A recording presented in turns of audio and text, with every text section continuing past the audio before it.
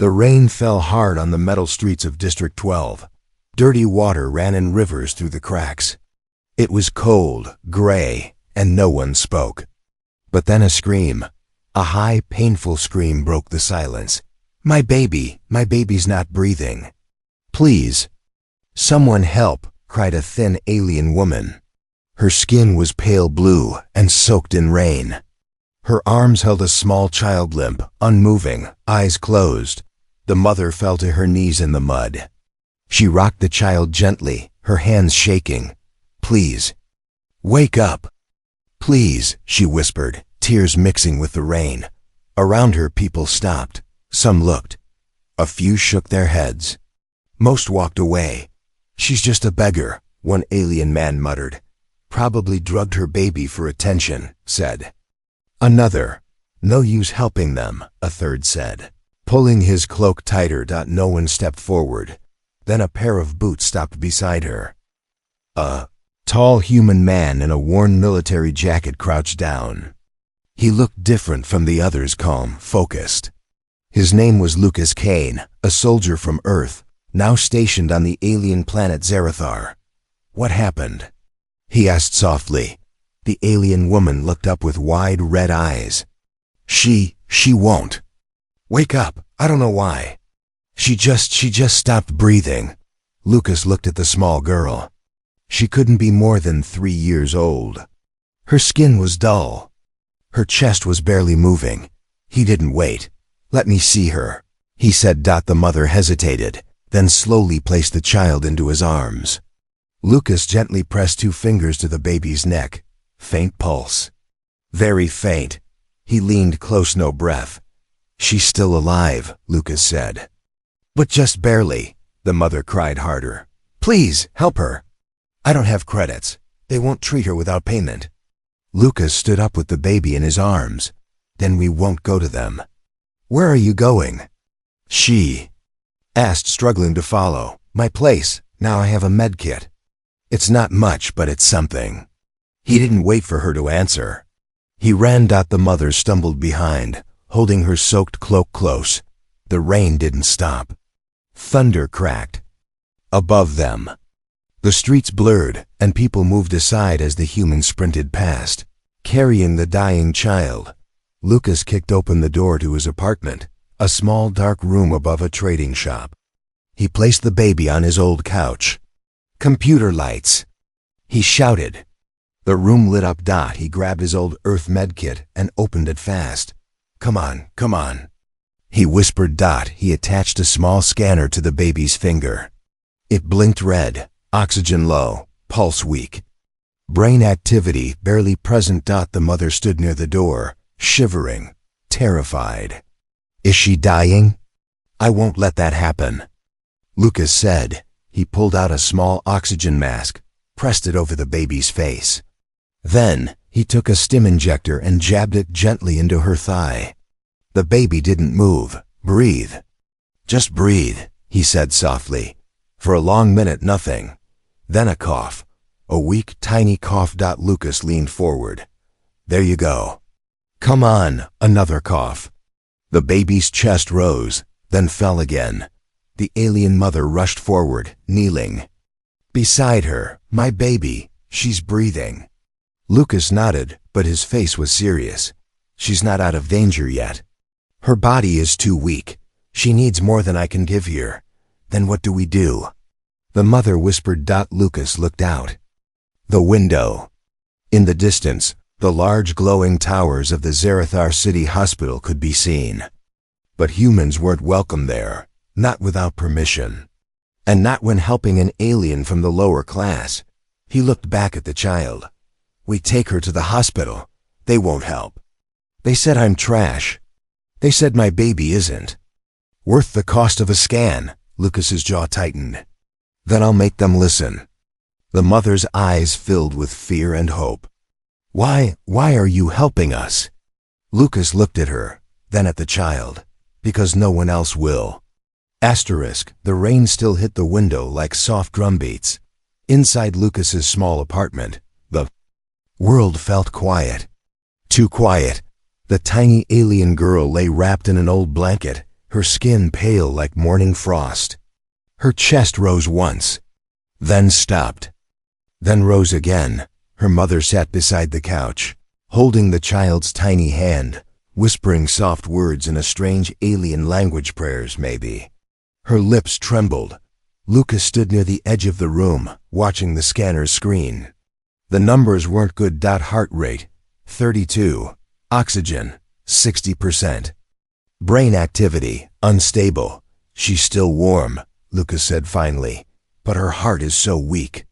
The mother looked at him, her eyes wet. She used to run, laugh, climb trees. Just last week, she danced under the stars. And now... She choked on her words. Lucas crouched beside her. Did she fall sick recently? Eat something strange? The mother shook her head. No, nothing. She just grew tired, slept more. Then today. She didn't wake up. Lucas took a deep breath. I need to be honest. Whatever's wrong with her, it's beyond a soldier's med kit. You saved her breath, the mother whispered. That's more than anyone did. Lucas stood. She needs a doctor. A real one. Equipment, scans, something I don't have. The mother's face turned pale. You mean the hospital? Yes, Lucas said. The one in Central District. The alien woman's hands gripped the blanket tight. They won't treat us. We're from the lower zones. They say we carry filth. And you're human. They don't let your kind in there, Lucas nodded. I know. He stared at the scanner again. Her levels were dropping. I'm not asking, he said. I'm going. 15 minutes later, they stood in front of the massive hospital gates. Cold lights blinked above the tall building. Silver walls gleamed. 2 alien guards in white armor stepped forward. One raised a hand. Stop right there. Lucas didn't slow down. The guard stepped in front of him. No entry, especially for humans. Lucas held the child in his arms. She's dying. She's not our concern, the second guard said. The mother cried out. Please, she's only a child. The guards didn't even blink. Lucas stepped forward. If you don't let me in, she'll die in my arms. Is that what your people want? The guards pointed their shock sticks at him. Leave now. This is your final warning. Lucas's fingers tightened around the child. Then the girl gave a small sound like a weak gasp.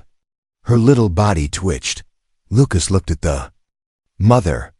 She looked back, eyes wide.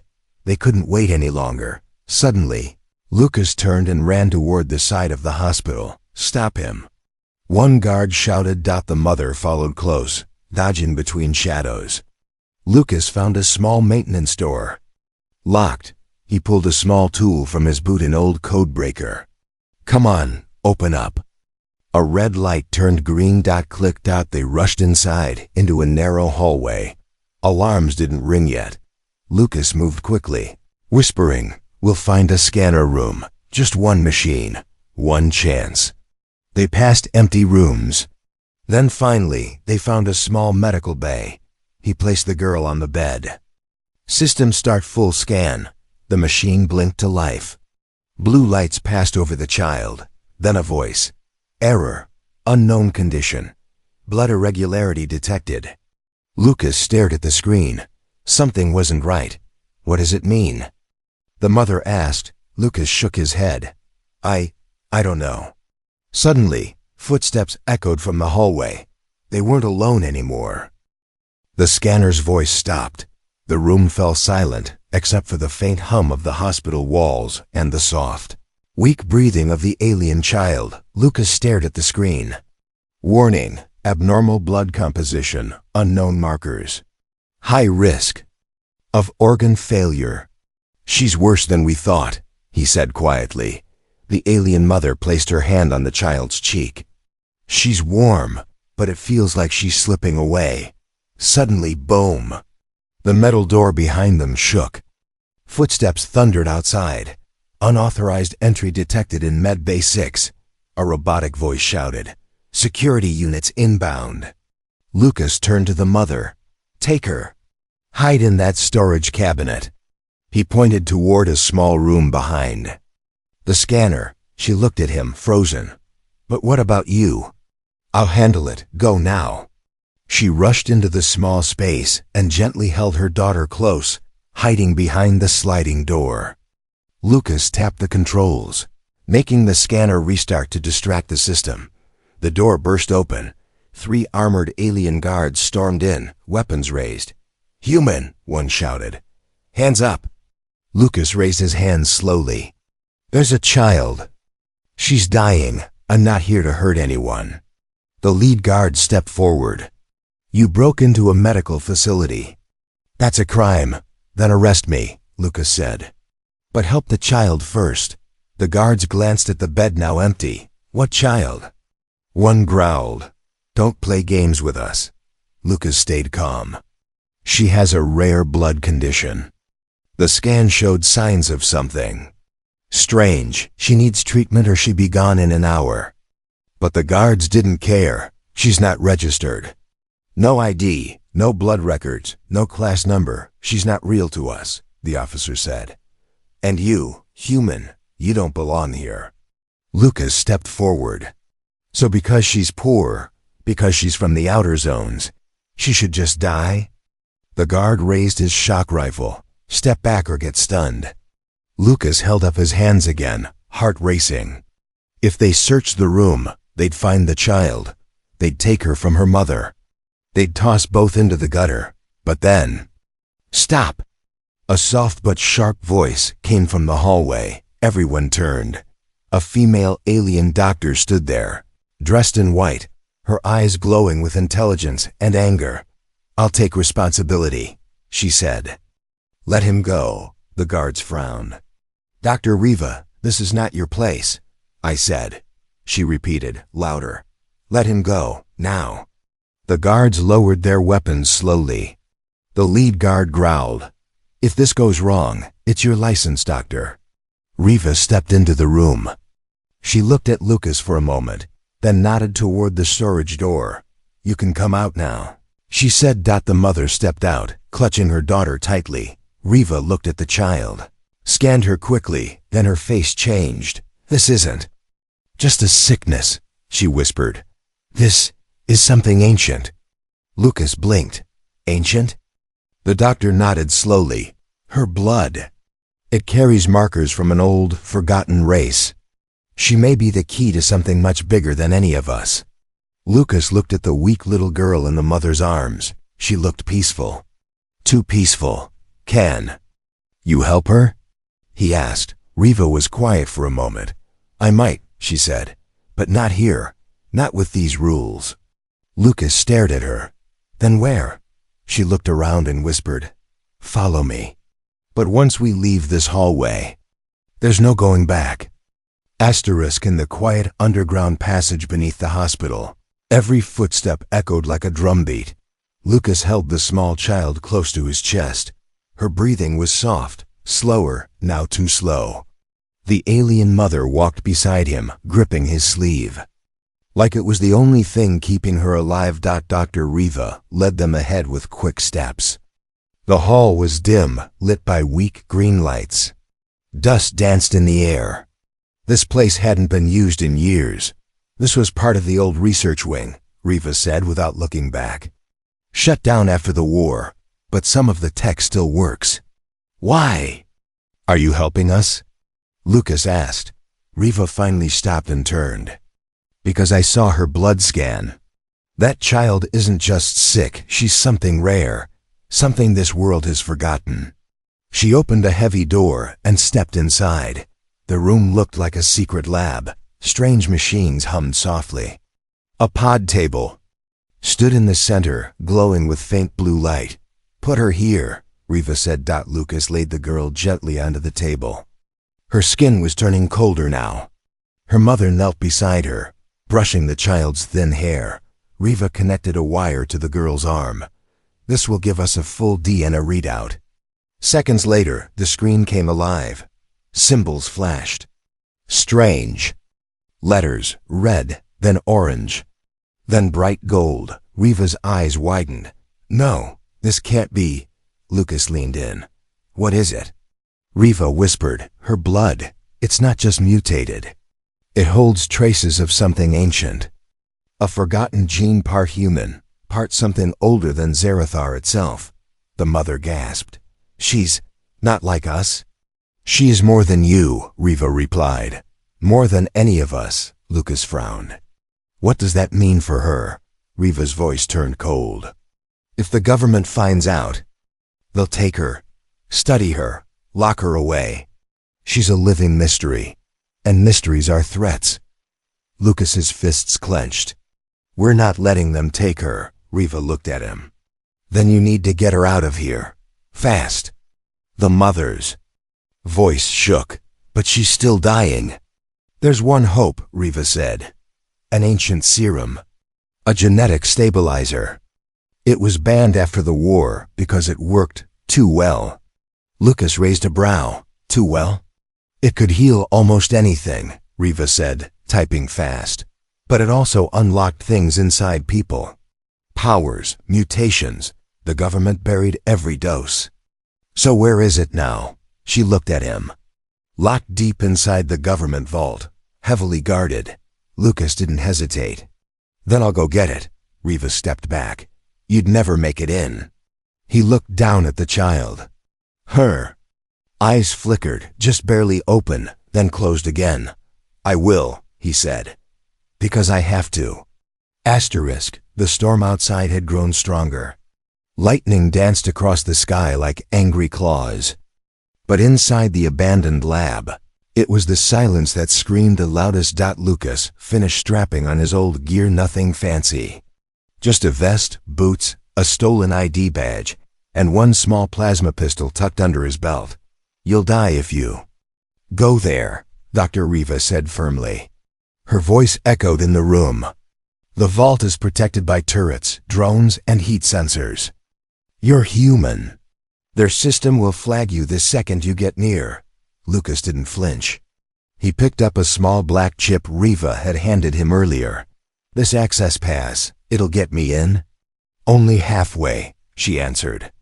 After that, it's your instincts.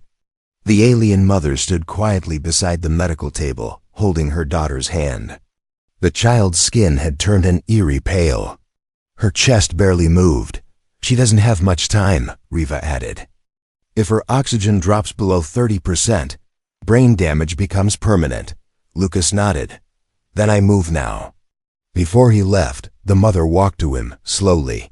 Her hands trembled as she held out a tiny hand-woven necklace.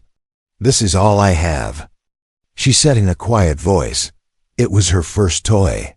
If you don't come back, please bury it with her. Lucas looked at the necklace for a moment, then pushed it gently back into her palm. I'll come back, and I'll put it around her neck myself. The government vault was located deep beneath the central tower, a place that wasn't on most maps. A place where only those with high clearance could go, and none returned without orders. Lucas made his way across the dark streets, rain hitting his jacket like stones. Using Riva's forged pass, he reached the edge of the tower's service. Entrance. One motion sensor blinked, then turned green. He was in. Inside, red lights lit the halls. Cameras moved silently. Drones floated past him, scanning ID chips in the air. Lucas ducked under pipes, slipped past scanners, and moved like a shadow. But just as he reached the lower floors, a voice echoed behind him. Unauthorized movement detected. Sector 4B. A drone turned sharply. Lucas ran. He leaped over a railing, landed hard, and rolled into a crawl space. A laser beam passed inches from his leg. He didn't stop. Beep, beep. He reached the vault door, a massive wall of black steel. He slid the chip into the panel. A cold voice answered. Level 2 access confirmed. Level 5 required for full entry. Lucas gritted his teeth. Then he noticed a narrow vent above the panel, just big enough for one man to squeeze through. Guess I'm going in the hard way. 10 minutes later, drenched in sweat and dust, Lucas dropped down inside the vault room. There, inside a glowing case, sat a small vial. silver blue liquid shimmered inside like starlight. The label was old, faded, but one word still burned. Clear, Gen Core, Type Z serum, do not activate.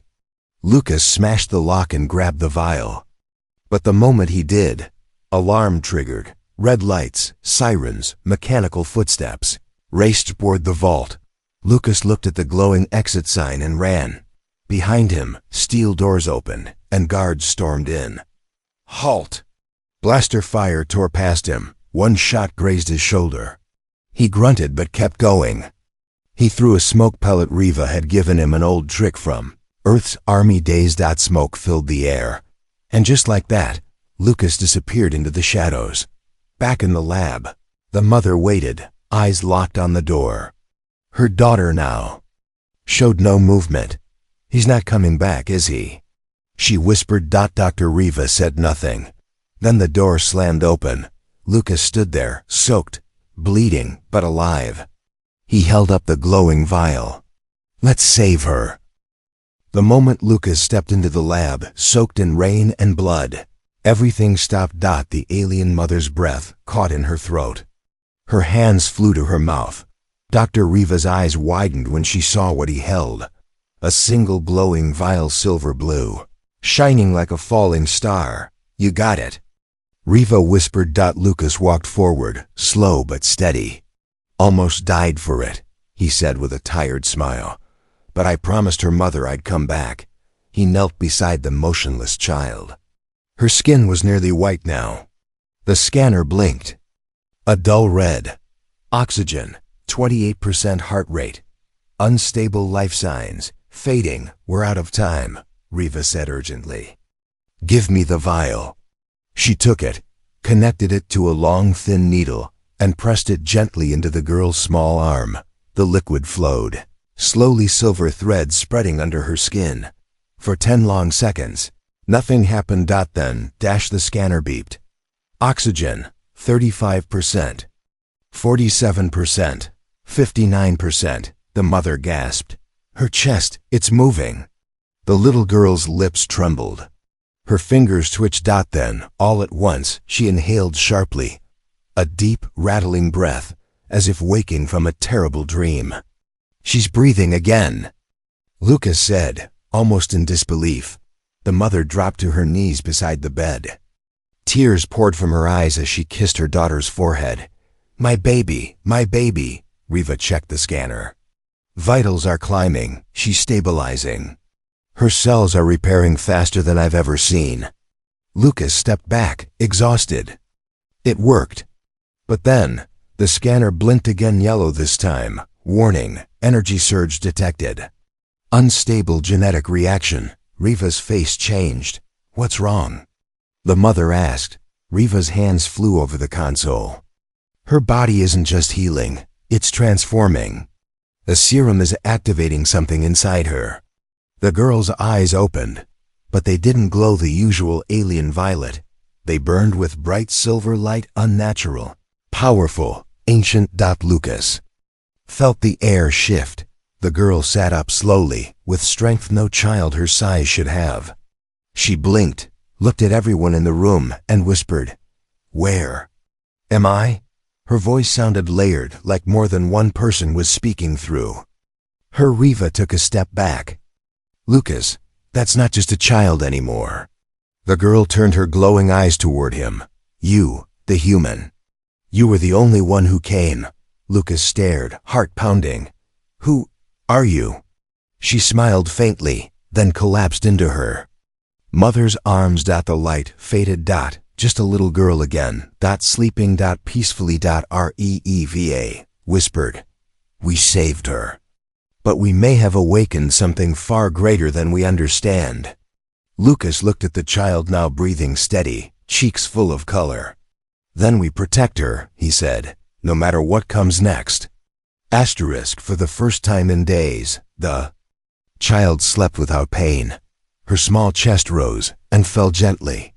Color had returned to her skin. Her breathing was soft, peaceful, alive. But the room wasn't peaceful.